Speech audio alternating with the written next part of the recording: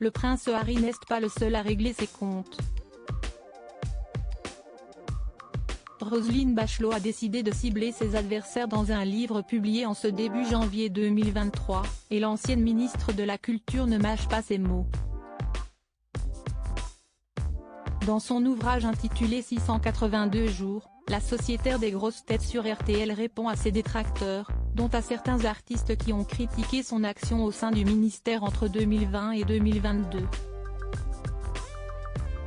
Comme le raconte Télé Loisirs, l'ancienne ministre a des mots assez durs contre la comédienne Annie Dupéret. Après les aides auditives, elle pourrait se reconvertir dans les publicités pour lunettes, ironise Roselyne Bachelot.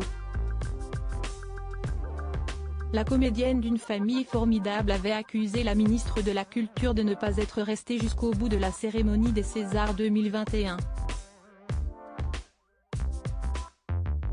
Elle s'était tirée courageusement, avait lancé la comédienne, qui, ce soir-là, avait décidé de prendre la parole et de prononcer un discours contre Roselyne Bachelot.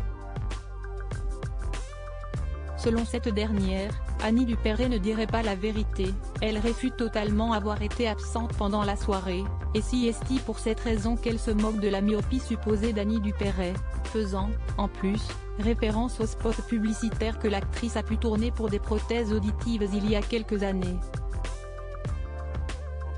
La comédienne appréciera le clin d'œil.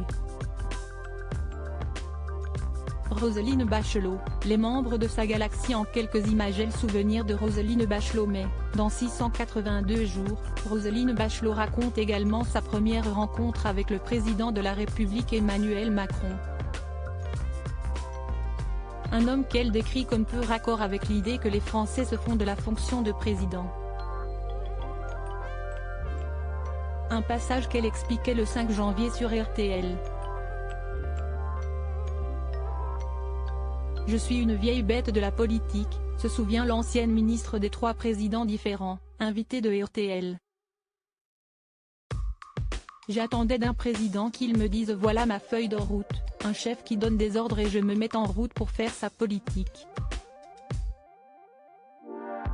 Et je regarde ce jeune homme, plus jeune que mon fli, avec ce regard bleu intense, ses dents du bonheur, sa chemise ouverte, et je me dis oulala, là j'ai un modèle de président de la République qui est à l'opposé de ce que les Français ont imaginé, si est à dire une sorte de père de la nation. Et là, on a un fils de la nation.